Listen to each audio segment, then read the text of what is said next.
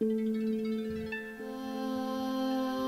School of Shamanism, Master Tatankananda, returning to the earth a person at a time. This is Master Tatankananda, and I'm going to spin a little yarn to help you understand the time film, the way that I have come to understand it. Let's pretend that we're in Ireland, and that there's a very beautiful spring. There's a very beautiful well in a glen. Picture the most perfect glen you can imagine, and there's this beautiful well of fresh water coming out of the ground. Of course, human beings have to have fresh water, and if we were in Ireland, of course, fresh water would have to come from somewhere other than the oceans. And so we might feel tremendously grateful to a spring.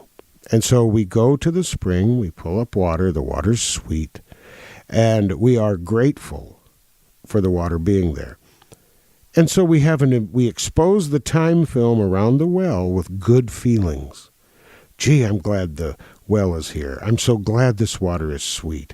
How happy we are to have such a beautiful well that we can walk to and get this water that we need, this sweet, sweet water. After thousands and thousands of exposures of the time film of people feeling gratitude, that well becomes a very special place, because the exposure of gratitude, happiness, gratitude, someone who comes to the well that's very thirsty after being out running around the countryside, and they come to the well and they find it and they slake their thirst, and they're so grateful that there's a place to slake their thirst. That gratitude, that happiness, that relief is exposed on the time film, so that eventually, after so many hundreds and hundreds of exposures, the exposures of gratitude and happiness on the time film surrounding the well and the water within it, after so many exposures, what happens? The density of the time film is not able to handle any more exposures. It becomes overexposed or superexposed with gratitude and happiness. Now, that means that when you go down to the well, it feels different.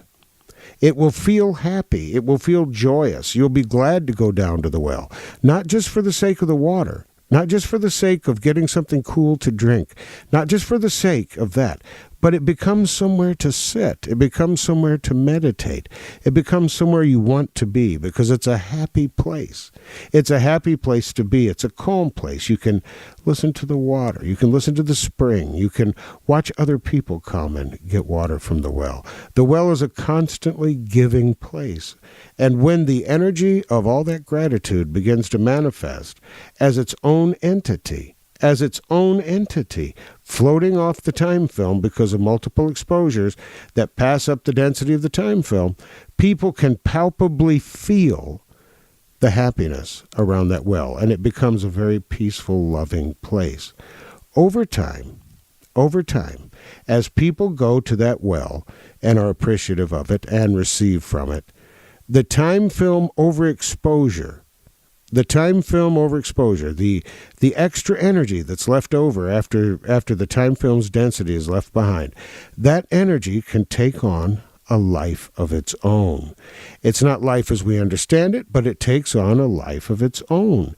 And maybe that's where we get the idea of the wishing well, that you make a wish and you throw a gratitude coin or a gratitude piece of jewelry into the well as gratitude to the well.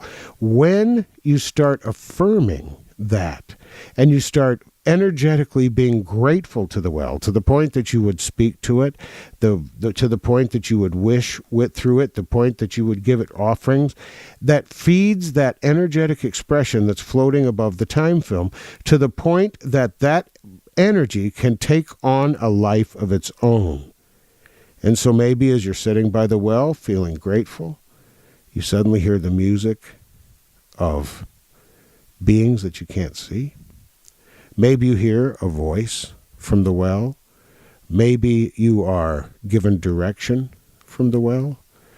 Maybe you are sitting there and suddenly feel overwhelmed with blessings because of the well. And so it's easy then for one human being to tell another, when I went down to the well today, the well spoke to me. I heard something from the well today. Oh, you did? What was that? So once one person expresses to another that they have heard from the well, which, by the way, they really did, because the energy overage sitting on the time film took on a life of its own, and after so much input of energy, does take on an energy form that can communicate with human beings. And so now the next person goes down to the well filled with expectations. Is the well going to talk to me? And so people begin to bring gifts to the well. And they begin to leave gifts or put gifts within the well or put benches around the well so that people can come and sit and enjoy the aura that is around the well, which is the exposed time film of happiness and joy. Finally, someone says there must be a goddess or a god of the well. Not because they didn't understand the well, as anthropologists want us to believe that our ancestors were morons, but because they had actually heard from the well. And so they come to the conclusion that there is a being in the well, a god or a goddess, and maybe the well itself is a god or a goddess.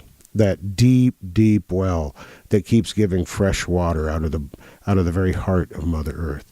And so once it gets to that point, people then begin coming to the well together to offer prayers to the well, to ask the goddess or god of the well to do things, to give them wisdom, to let wisdom come up out of the earth and to those who are waiting to understand it. And people have psychical, spiritual experiences at the well, interacting not with the physical well, but with the energy overload, that time film life form that has begun to form, that has begun to manifest there at that particular place. Until finally, there is so much goodness, so much hope, so much joy, so much positive human energy that has been given to this time film life form that sometimes miracles happen. Sometimes that good positive energy is loosed onto someone who is ill and suddenly they become well.